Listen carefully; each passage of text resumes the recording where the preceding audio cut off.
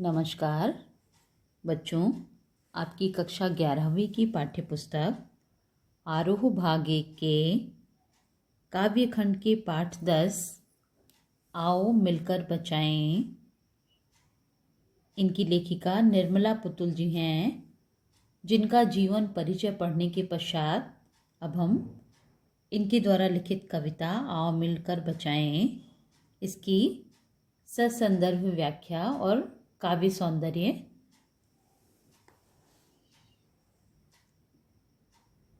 इस कविता में दोनों पक्षों का यथार्थ चित्रण हुआ है।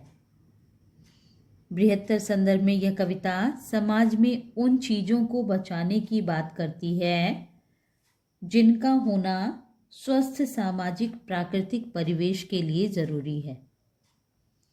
प्रकृति के विनाश और विस्थापन के कारण आज आदिवासी समाज संकट में है, जो कविता का मूल स्वरूप है।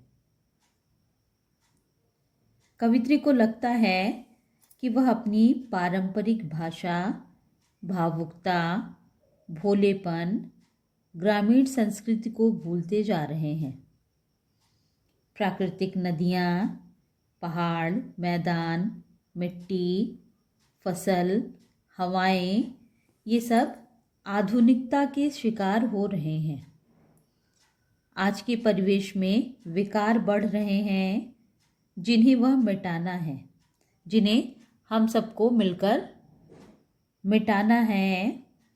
हमें प्राचीन संस्कारों और प्राकृतिक उपादानों को बचाना है। कवित्री कहती हैं कि निराश होने की आवश्यकता नहीं है, क्योंकि अभी भी बचाने के लिए बहुत कुछ शेष है। अपनी बस्तियों को नंगी होने से कवित्री कह रही हैं, हमारी बस्तियां जो पहले पूरी तरह से हरी भरी रहती थीं, आज हम अपने स्वार्थ के लिए उन बस्तियों को पूरी तरह से खाली करते जा रहे हैं। पेड़ पौधे जो वहाँ हैं उन्हें हटाते जा रहे हैं। शहर की आबो हवा से बचाएं। कवित्री कह रही हैं कि हम अपनी बस्तियों को पेड़ पौधों से वीरान होने से बचाएं, और जो हमें शहर की हवा लग गई है उससे खुद को बचाएं, यानी अपने गांवों को शहरीकरण से बचाएं। बचाएं डूबने से पूरी की पूरी बस्ती को हड़िया में। शहर की आबो हवा से बचाएं उसे। कवित्री कह रही हैं कि हमारी बस्तियों में जो शहर की हवा लग गई है, हम अमर्यादित होते जा रहे हैं, उससे हमने अपनी बस्ती को बचाना होगा। बचाएं डूबने से पूरी की पूरी बस्ती को हड़िया में, यानी इनके अनुसार यदि हम अपनी बातें, जो हमारा मूल स्वरूप है, उसे नहीं बचाएंगे तो हमारी पूरी बस्ती जो है वो शोषित होकर, शहरीकरण के शोषण से उसे बचाना है।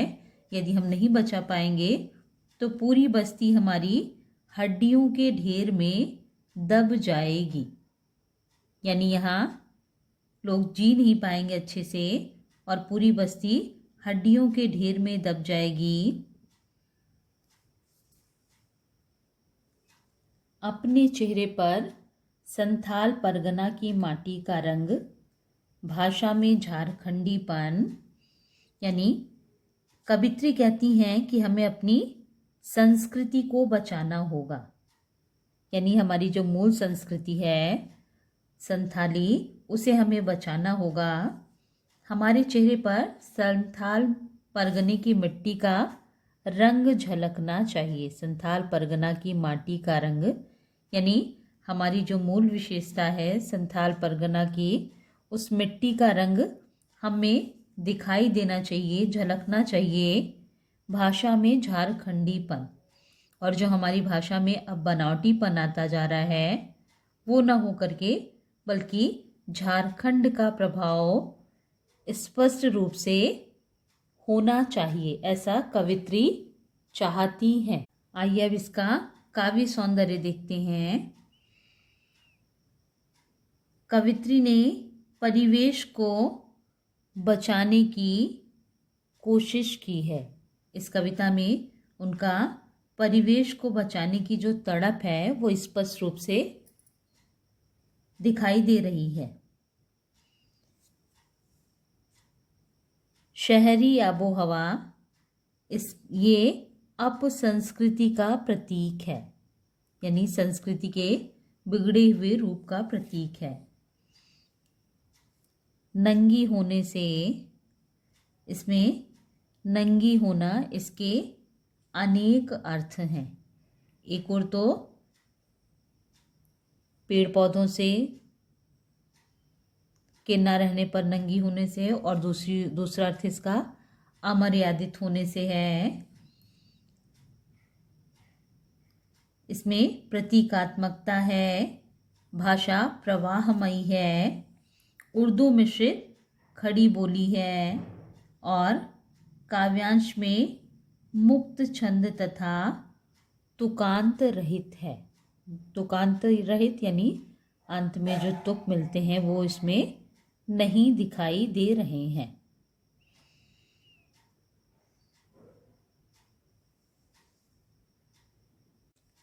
ठंडी होती दिनचर्या में जीवन की गर्माहट, मन का हरापन, भोलापन दिल का, अक्खड़पन, जुझारूपन भी। दिनचर्या यानी दैनिक कार्य प्रणाली। यहाँ गर्माहट का अर्थ है नया उत्साह, यानी जीवन में नया उत्साह। मन का हरापन यानी मन की खुशियाँ। भोलापन दिल का, अक्खड़पन, जुझारूपन भी, यानी इनमें जो रुखाई से बात करने का जो तरीका है झारखंडी, अक्खड़पन, और जुझारूपन यानी जीवन में संघर्ष करते रहने की जो इनकी प्रवृत्ति है वो सब कवित्री वापस चाहती हैं। वो चाहती हैं कि ये सारी चीज़ें जो मूल रूप से झारखंडी लोगों में होती है वो बनी रहे। कवित्री कहती हैं कि शहरी संस्कृति से इस क्षेत्र के लोगों की दिनचर्या धीमी पड़ती जा रही है। उनके जीवन का उत्साह समाप्त हो रहा है। उनके मन में जो खुशियाँ थीं, वह मन का हरापन यानी उनके मन में जो खुशियाँ थीं वे भी समाप्त हो रही हैं।